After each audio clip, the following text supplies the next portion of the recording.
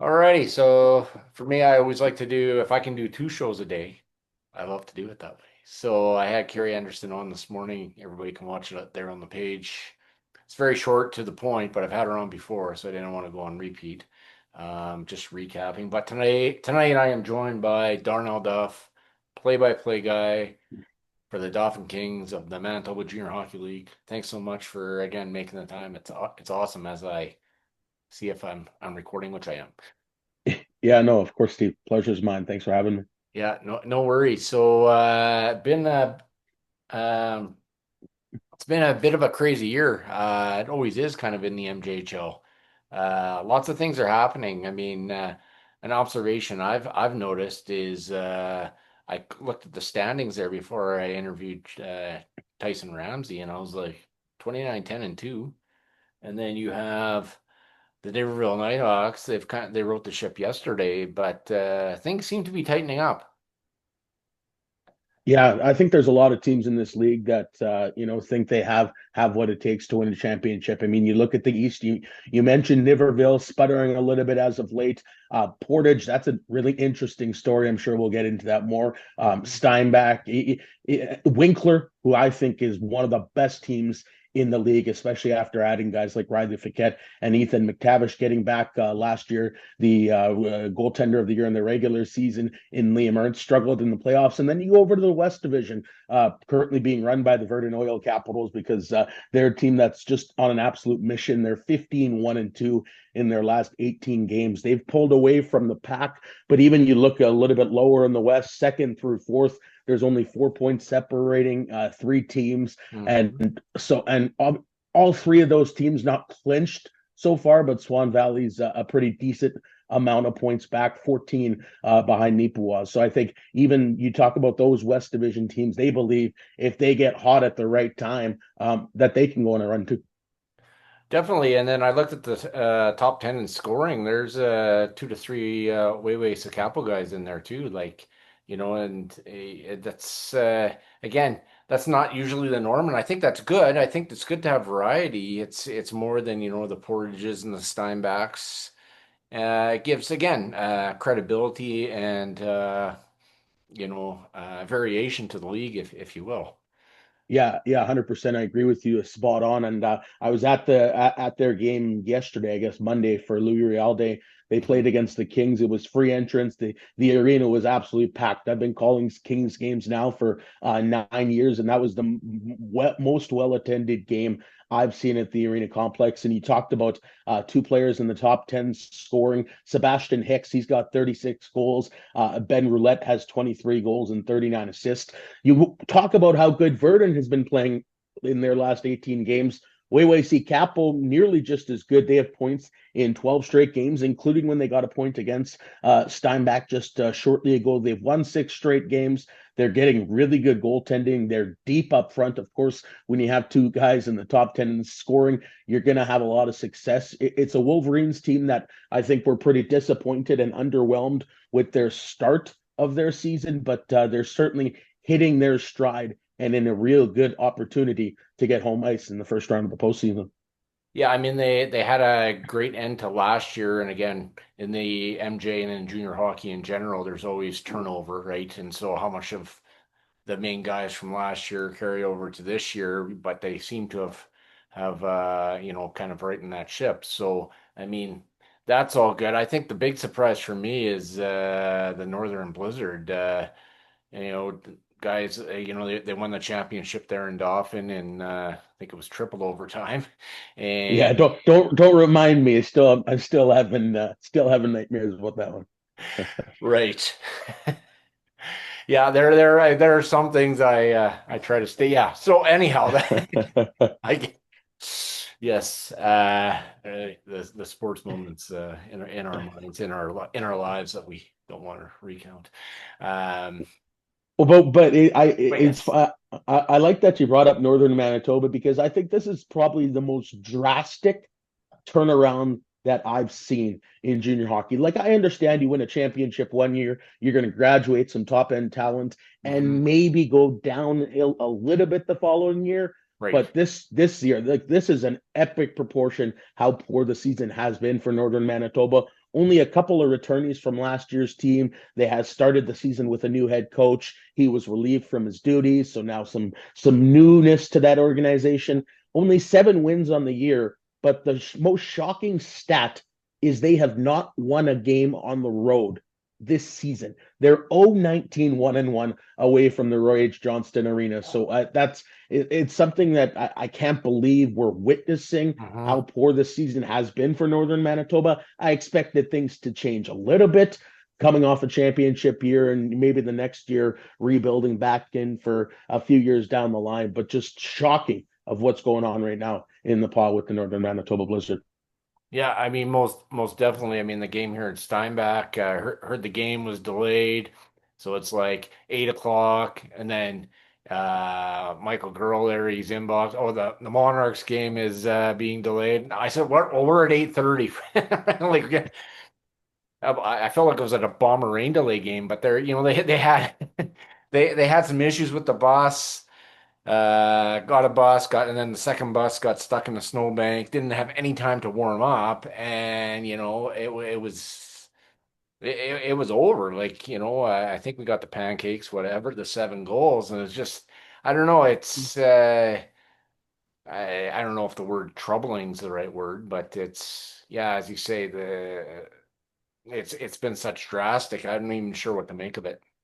Yeah, like I don't know what the thought process is moving forward. I think there is some cause for concern. I mean, you come off last year's great year, even 2 years prior, not last season, but the season before, they went to Game 7 against Steinbach after beating the Kings in round number 1. So 2 very good years, and I mean, we're only a couple decades removed from this being one of the best franchises. Not only in the MJHL when they won 5 championships, but in the entire Canadian Junior Hockey League. But now the landscape of junior hockey has changed so drastically, with players being able to basically say no to trades if they don't want to go to a different organization. Of course, you see it a big influx of players leaving the MJHL to go play in the North American Hockey League, in very few cases the United States Hockey League. But now you're starting to see some of the top talent from Northern Manitoba left to go play in the BCHL. Most notably Quincy Supreme, who scored the game winner in Game 7 of triple overtime in the Turnbull Cup final last year. So I mean, it's not just hurting Northern Manitoba, but the facts are the facts. The landscape has just changed. The fan support was outstanding last year, of course, in Mhm. the playoffs as they won a championship. But the fan support at games this year isn't that great. They're having trouble getting top end talent, and I don't know if things are going to get better or they're going to get worse. But this is certainly a pretty big down year after all the highs of last year for them. Yeah, I think a lot of those things you mentioned do contribute to that. I mean, even Portage, they were here on the Wednesday. I see their goalies, like I'm in the club seats there, and then Saturday I'm at the same spot. I'm like, they got a different goalie. And then I find out that one goalie went to the BCHL. Like, it's just okay. Well, that's what I'm going to do. I'm going to go to the BCHL. And again, I think there's a time coming where junior hockey is just going to look much different. Oh yeah, there's 100%. There's no doubt about that. And I mean, you talk about Portage. That's Mitchell Caitler, who was with the team last year. He started this season in the BCHL. Then he decided he wanted to go back to Portage. So he went to Portage and then went 10-1 in 11 games. They tried to traded Ryan Vellon away, a 20-year-old, to Cornwall, and then Caitler decided up again, and he's gone back to the BCHL. So then they brought back Ryan Vellon, and I always thought that was a really interesting situation that basically said, hey, you're not good enough to be the guy right now with Caitler. But then Mhm. Caitler leaves, and then all of a sudden you turn back and you get Vellon. And you look at Portage as of late, they aren't playing that great. I mean, they have won 3 games in a row, but prior to that, they lost 4 in a row. But at the end of the day, any team that's led by head coach and general manager Blake Spiller, one of the best to do it, at the end of the day, he's going to get the best out of their players. And I mean, they also lost Will McKay to the BCHL. And I hate that. I understand players want to go in other avenues, and maybe they think grass is greener on the other side. I don't have a problem with a guy going at the start of the season, but Mhm. as you go, you're losing guys at Christmas, January, February. It's just things aren't boding well right now for many junior A leagues, in my opinion. When you have outlaw leagues like the BCHL, basically just poaching players. I was wondering where I was wondering where that guy was. I thought he was more or less a healthy scratch, but that all makes sense. Uh, and that just again, you kind of wonder again, greater issue to it, like what would be the motivation for players to play in junior A hockey? I mean, it could be the SJ, the MJ. Again, with the scholarship gone, I mean, Tyson Ramsey told me, this is a development league for the USHL, or how do you see that in your mind? Yeah, I've had a couple of people tell me it's a development league as well, but you still want to provide an opportunity and try to get players to come in here and want to stay in the MJHL. And there's just so many reasons in my opinion, anyways. There's reasons guys are choosing to play elsewhere opposed to Mhm. coming play in the MJHL. I think the MJHL is great. There is a ton of top end talent. I love covering this league. I think it's a fantastically run league. I just think things could be a little bit bigger to entice players a little bit more to want to stay in the MJHL when they do come here. Yeah, I mean it was interesting. I saw Connor Peranuzzi at the Niverville game after Christmas. So how long you out? He goes, well, I've just signed back, and this is before it was official, and so he had gotten traded, and I didn't post anything until it was, but it's like, okay, well, there's a draw here to come back, and just because the prairies are somewhat flat doesn't mean you can't have good hockey. I kid a bit, but No, no, for sure. And I mean, like, I look at a story like Cole Sheffield, for instance. Last year, he had an opportunity to go play in the BCHL. He wasn't going to be the guy and get enough playing time. So he decided to come back to Dauphin for his 20-year-old season, his third year with the organization, when he could have gone to another league, which some players now these days are choosing. Sheffield came back. He was dominant, almost led the Kings to a championship, and then he signed on to play NCAA Division One with University of Minnesota Duluth, one of the top collegiate programs. Nicholas Mhm. Goodmanson, he just signed on to play with Northern Michigan NCAA Division One as well. So I mean, uh, sure, some people believe and really do think grass is greener on the other side, but at the end of the day, there is an opportunity to advance your game to some pretty high levels and play with some excellent teams. And you don't need to necessarily go elsewhere to achieve that. Right. Yeah. The home cooking is good right here. And it's like 25 years ago, a lot of people from Manitoba in general were just moving to Alberta and BC, and a lot of those people have come back because they realize, you know what, cost of living and whatever else, and there's a bunch of factors. It's pretty good right here in Manitoba, even with the blizzard coming in. So Yeah, there's no doubt. I can't. I just got my snowblower. It's all primed up, gassed up, and ready to go for the big shows. I can't imagine how much snow we're going to. We actually play tomorrow night against Swan Valley, but I don't think that game's going to be played. At least if we yeah, get as much snow as they're projecting. yes, yes. I see the Verdun they're playing Winnipeg in Winnipeg tomorrow, so I highly doubt that as well. So Yeah, and that's like a 2 o'clock game, yeah, which was 2 o'clock start. Winnipeg's done that a few times. They have like school day games, but then they're only getting like 150 fans, like Hmm. not even. Right. I was there over the weekend, and it was probably one of the best attended games I've seen from a Winnipeg franchise. But they had some sort of minor hockey team there. That's Oh why yeah. it was busy that night. Yeah. But Yeah. It's good. I gotta ask you, you've been to Steinbach here a few times to call games. What are your impressions of the building and the broadcast view and all of that? Uh, I mean, as good as it gets.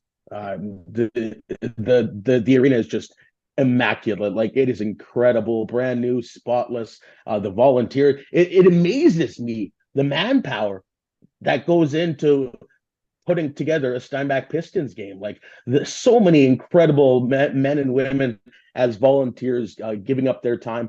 It's just an absolutely incredible show. I was in awe when we first drove up and saw the outside of it when we came for the first time, and then you go up the stairs into the broadcast booth, and it's just like goosebumps. Like it's such a cool feeling Yeah. to be a part of. Certainly one of the, I would say it's either between Estevan in the SJHL. I was there at the Centennial Cup in 2022.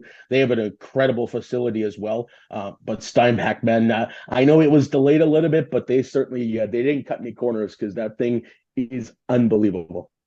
Yeah, most definitely it is the talk of the town. And when Sportsnet had the Grand Slam on here, it was people were inboxing me from Saskatchewan. Hey, awesome rink, everything else. And yeah, it's well, I mean, Kevin Surratt actually told me point blank. He told me at the Pearson International Airport, he goes, when you're at a game in Steinbach, you actually don't feel like are in Steinbach. Yeah, So it's so cool, and that's also a pretty good driver in recruiting because I mean, what junior hockey player wouldn't want to be immersed in that type of atmosphere? Not even just for the dressing room and all the amenities you'll get as a player, but the crowd support's pretty incredible as well. The visuals in there are awesome. It's a really cool experience to be a part of, and I hope everybody, if you're an MJHL fan, you get the chance to go to the Southeast Event Center because and take in a game because it's an incredible atmosphere, incredible experience, and they're certainly doing it right.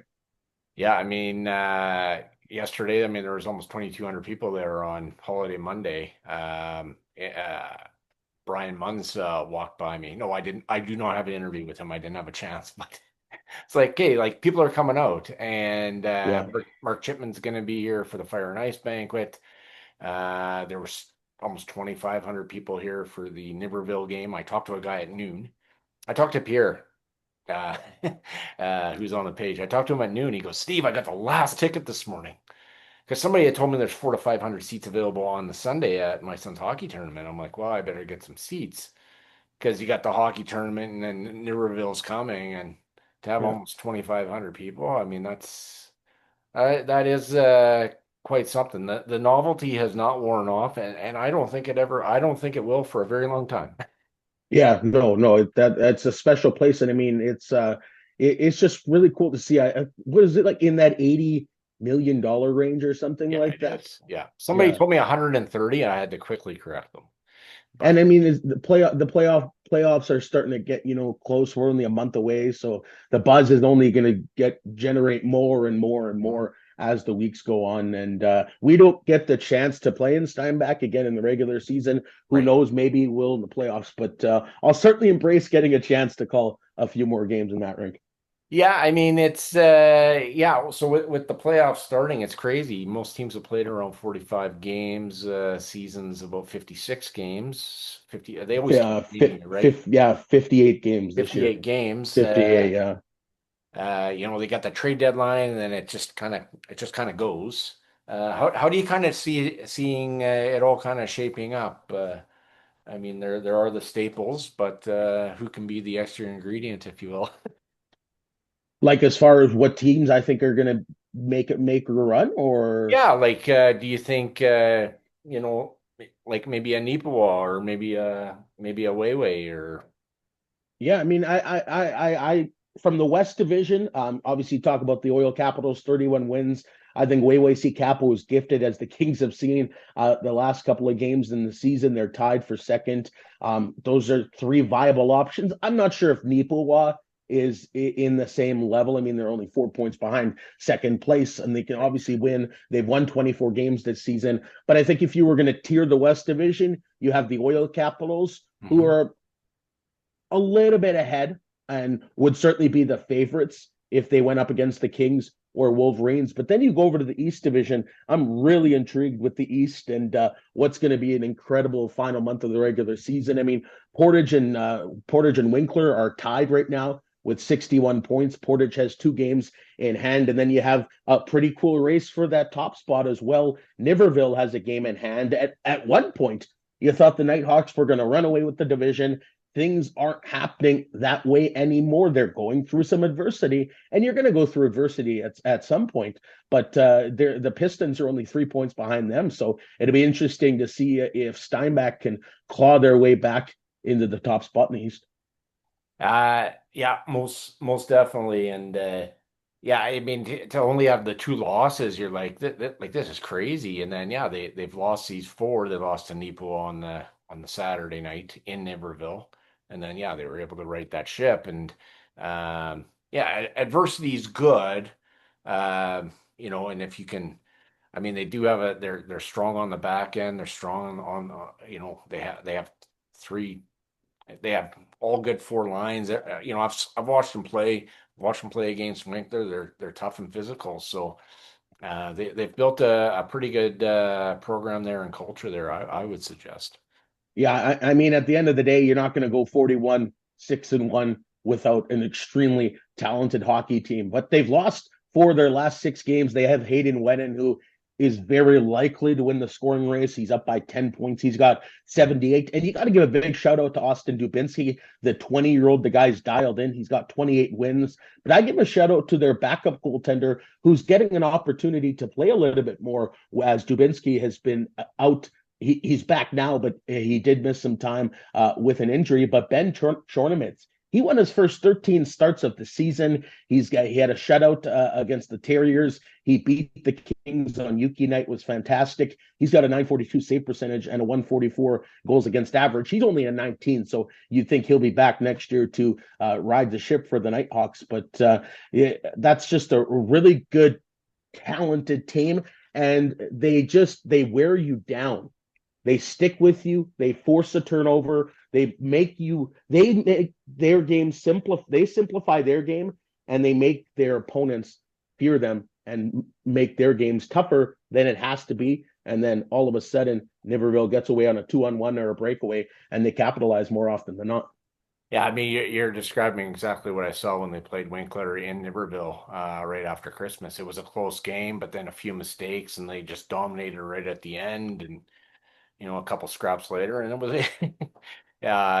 it was quite the display. It was, yeah,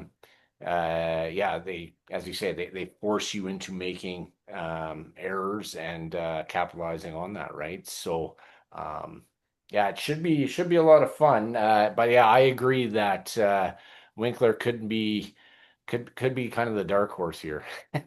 Yeah, 100%. They've won 6 of their last 7 games. As mentioned at the deadline, they added a couple of big pieces to an already pretty darn good hockey team, led by Nicholas Goodmanson. Really be interested to see if Liam Ernst can bounce back from having a tough postseason last year when they lost in 4 games in round two against the Northern Manitoba Blizzard.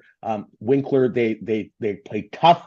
Their arena is very, very hard to win. It's always packed. It's not a huge arena because they're currently renovating their, I guess, ought to be a fresh, updated look to the Centennial Arena. And I mean, I've been predicting that if Niverville wins the East Division and Winkler finishes in fourth, I've been predicting that Winkler will actually beat Niverville in the first round of the postseason. Winkler's had success against the Nighthawks in recent games as well, so I think that could be an upset brewing. I know there's 22 points that separate those two teams in the standings, but no way are they that separated. Those are two very well hockey clubs that obviously are going postseason dancing, and if they lock horns in the first round, that could be a dandy.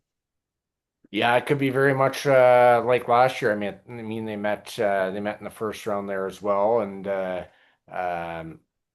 mean Niverville, you know, they battle test them and everything else. But you're the second person to tell me that Winkler would beat Niverville. So we've seen this in the NHL. I'm going way back, but Oilers versus the Red Wings, Yeah. 1 versus 8, and that sort of thing. Because once you're in, it always used to be the top tier, but we see that in the NFL too. You know how many six seeds beat a third seed in the NFL playoffs this year? It can happen because that's why they play the games, as Chris Berman says. Oh, 100%. And I mean, you go back to last year with Northern Manitoba, they finished sixth in the regular season standings. They were 25 points behind Winkler and they swept them. And I mean, so a team that finished in sixth won the title last year. So I mean, all you have to do, the first step, is get to the big dance. We Yeah. have a very we have a very good understanding of what teams will be in the dance. All four in the East are pretty much locked up. The Selkirk Steelers have only won 8 games since their 10-0 start, and we have a very good indicator of who the four teams will be in the West. Because Swan Valley's 14 points behind. Now we don't know where the East will shake up or the West necessarily right now. But I think if you get to the big dance and you get a hot goaltender, your goaltender runs into a hot play, hot streak, you get some timely goals, lock down defensively, you could be the winners at the end of the day. It doesn't matter where you finish at the end of the regular season. Most definitely. And are they still keeping with the format? Or are they crossing over? Yeah, they are. And I really don't like that. And I'll tell you why, because Hmm. you have divisions. So all season long, you're in West Division, you're in the East Division. You play all year long. You form those rivalries, and then you rob a team of playing in an East Division final Yeah. or a West Division final. If if they want to go how the format, don't have any divisions. Just open it up for 13 teams in one whole conference, and then whatever. Then you can do those playoff formats. Then you probably do the 1 to 8, and then so on and so forth. But if you have divisional play all season long, I think it is just very poor decision making on the MJHL. Again, I said I am a big fan of the MJHL, but I think it's a mistake that you're robbing a team of perhaps winning a West Division or an East Division banner. Yeah, because it was weird a few years ago that Steinbach had to go play Swan. It was like, really? Like Yeah. that just you go pack a lunch. Like it's fine in the finals, it's fine. No, yeah, the Eh, finals is understandable, but I mean, yeah, the travel from it could have been a situation where Winkler would have had to go to northern Manitoba. That's what happened last year in round number 2, and Right. that travel is just crazy. Right. And so if they don't cross over, can you imagine Niverville Steinbach? Like it would be wild. Epic. And that's you form now. I guess in the league's perspective, perhaps they think the East, whether it is or whether it isn't. Statistically, the East Division has been the superior division. I will admit to that. But perhaps the MJHL is thinking, well, why don't we have two teams from the East Division closer to the city? I'm not saying that's their justification behind all of it, but Right. it doesn't make sense to me why you forego divisional finals. Yeah. I just think you're messing up, giving up a chance to create some really hostile environments and great rivalry series that could be epic. Yeah, before they crossed over, it was Steinbach Portage. Like those were the matchups, right? And Mm-hmm. so again, they're always looking to tweak, right? Like it's Yeah, well, and every league is looking to tweak stuff. 17 football's always my go-to, but the 17 games, the kickoff rules, playoff formats, like they added a seventh team in the NFL. Well, how many of those actually go to the make it far? Well, they've come close, but not really. I mean, and yeah, so yeah, and I mean, even in the SJHL, they do it right, in my opinion. Like they have divisional play, they have 3 divisions, yeah. but the standings are just 1 to 8. So you have your division, you have those rivals, but at the end of the day, it's all just 1 through 8, which I think is brilliant. I mean, yes, again, you're potentially taken away from that divisional final, but I'm a proponent. I like the 1 through 8 format. I think it's the superior format, Yeah. especially if you have. But hey, it is what it is. I'm not the one who makes decisions. No, it's an interesting perspective because again, we want to create fan engagement and fan loyalty. Well, this is the way to do it. I'd rather hop in my car to go to Niverville or even Portage than to. Okay, well, I would go to Verdun, but not everybody would, Mhm. right? Well, Like, and I mean, I know you want you could still have, I guess you could still have those rivalries if you have two East Division teams in a final or two West Division teams in a final. But why wait and perhaps not even get that marquee series because nothing is given. You're not guaranteed to have two East Division teams. I mean, you look at Niverville and Steinbach right now, you would think it's a foregone conclusion to some that they're going to be playing for a Turnbull Cup. That's maybe they very well maybe, and that would be a crazy series in the MJHL final. But nothing is given in this league. It's not just handed to you based on success in the regular season. Well, yeah, as you say, you with the Northern Blizzard finishing sixth last year.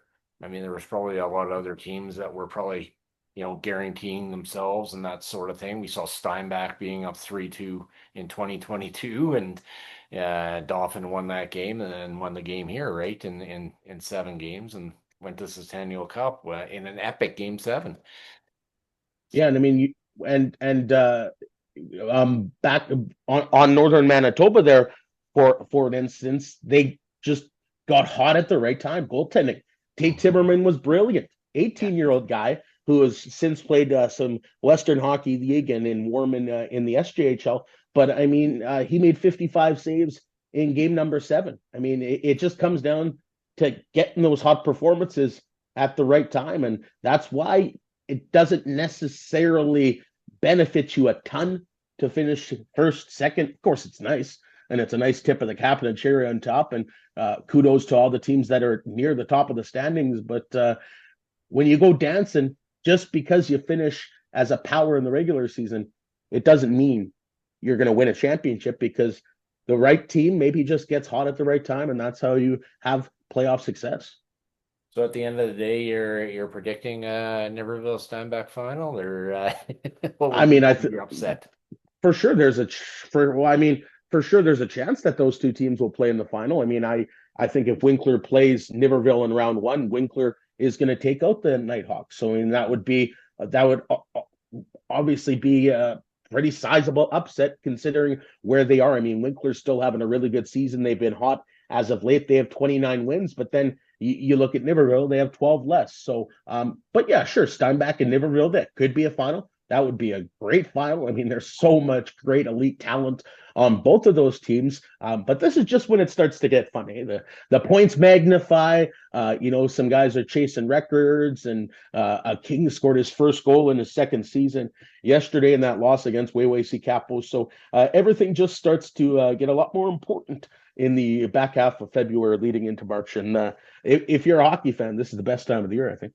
Well, yeah, it definitely is, right? You get it at the local level and you get it at the professional level, which I know I said our focus would be on the MJ, but there's a big hockey game happening tomorrow in Italy at It, 9:40 Central Time in the court. Yeah, yeah, there sure is. And man, Czechia, that's a pretty good hockey team. I know Canada won 5-0 in their round robin game, but the Czechs they stuck with him until they obviously didn't, and Canada opened up the floodgates at the end there. But this is not going to be an easy hockey game. Czech Republic has good goaltending, of course, led by Pasta, who said this is probably the best hockey team ever when he's referring to Canada. And but I don't think Canada obviously can't take them lightly because it's a one game showdown. If they play a best of 7 series, Canada's going to probably win it maybe in 5 games. Right. Maybe they sweep them or it goes to 5 games. But in a one game showdown, goalie gets hot. You make an error. Canada's goalie isn't hot. Yes, for sure, the Canucks and the Canadians are heavy favorites in that game. But I'm going to be sitting on the edge of my seat watching that one.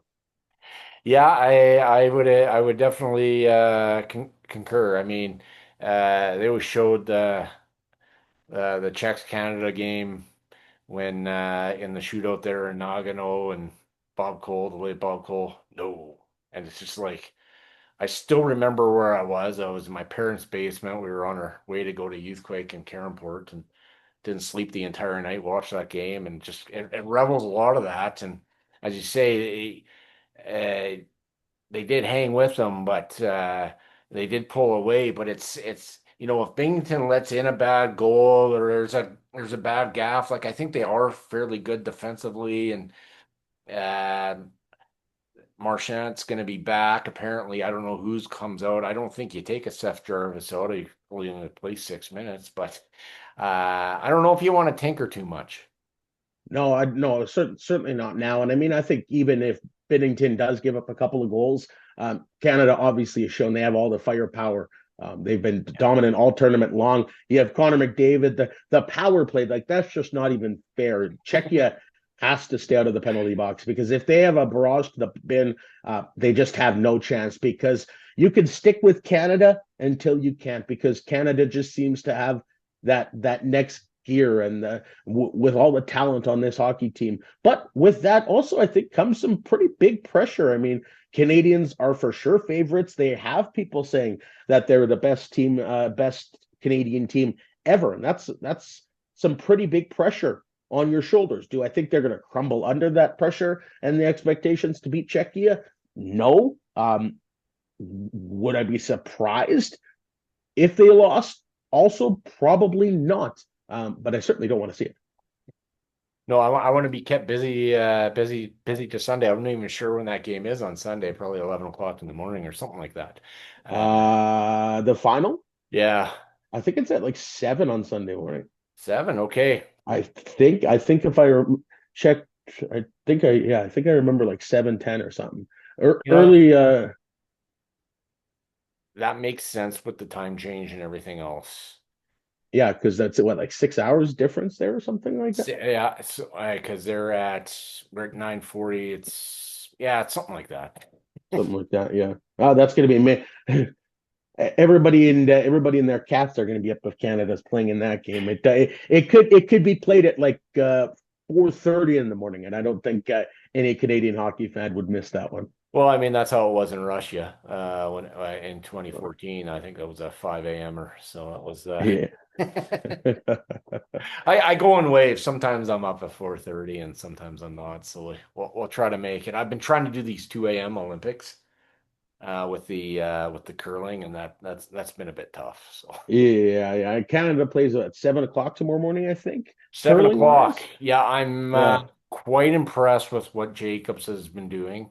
Uh, After a very disappointing Grand Slam. I think he would say that himself. And Holman's kind of gotten back on track after Well, losing to Great Britain and all that. yeah, Pretty. I mean to stick with it after all the controversy for the Canadian men, like what happened with Mark Kennedy and Oscar Erickson there, like that was absolutely massive. Um, and so to stick with it and only be getting better as the week goes on. I don't like what transpired. I don't think anybody is, and nobody was happy about it. Right.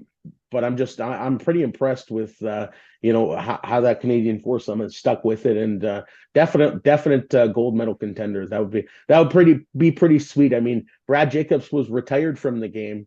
Yeah. An opportunity to come back arose, Hmm. and now he may very well win a gold medal at the Olympics. Like that's just like poetry. Most definitely. I got to ask you, why didn't you? I know it's kind of out of the norm, but why didn't you kind of like what happened there on the Friday with I it? mean, yeah, I don't think everyone says it's a gentleman's sport. I just don't like the way I don't know if I like the way either handled it. I think Kennedy was more in the wrong with the language that he decided to choose. I mean, there's so many kids. I have a young daughter, and you just don't want to see that on the international stage and no stage really. I don't think there's a place for it now. I mean, it is the Olympics. Tensions are high. You're playing for your country. Most say it's the biggest opportunity, the grandest of opportunities in the world is to represent your country. But I think things just went overboard and got far too heated. And Kennedy has said that's sort of been his persona in life. He gets perhaps a little too worked up at times, not obviously discarding what Erickson did. I think it could have just been done in a better fashion on both sides. It was super disappointing, but it's sports. Those kind of things happen. It's just obviously magnified because it's at the Olympics. Yeah, it's yeah, you talk about the language and I go back to the Blue Jays playoff run there and Hazel May interviewing John Schneider and Yeah. one of my kids be like, "Whoa, whoa." I'm just like, okay. Yeah, I really didn't like that either. Schneider didn't have to use that terminology. I mean, yeah, I know you're pumped up. It's awesome, but I Yeah. just think, I think these guys are getting paid millions and millions to either coach or play. I think they have to hold themselves to a higher standard. I understand you get jacked up, you get fired up, whether you're mad, happy, sad, or glad. But I just think these athletes and coaches should be held to a little bit of a higher standard. Yeah, yeah, with the Kevin Gosman celebration in New York City too, it was like Hazel mate, like we are live, like it's Yeah. just, yeah, there is no real delay, and yeah, I get it. If you're fired up, great, but yeah, you gotta hold yourself because I don't remember as a kid Cito Gaston ever saying that. He probably did, but I don't remember hearing it, and Yeah, and I maybe mean, it's changed in that way, but yeah, yeah, exactly. I mean, like everything is magnified these days with the media, and it's way different than what it used to be. Even when I was a kid, a lot more R-rated comments back then but maybe didn't get much limelight because it was just the day and age we were living in. But Mhm. 2026 is certainly a really different time, and you just hope things like that don't happen often, like with what happened with Kennedy and John Schneider and Kevin Gossman. I just hope that doesn't become the norm because I'm not sure. I don't believe anyway. There's a place for that in sports. Yeah, that's a great perspective because if anything, we want our kids to play sport and right intentions and everything else. And again, there are times for frustrations, but as you say, these guys are getting paid millions to play a kid's game, and yeah, it's just not a good look. No, they need to be setting the right example for the future generations because at the end of the day, it's the young ones that are going to be thriving in the world, and they need to be taught the proper way to Yeah, go about things. yeah, yeah, most definitely.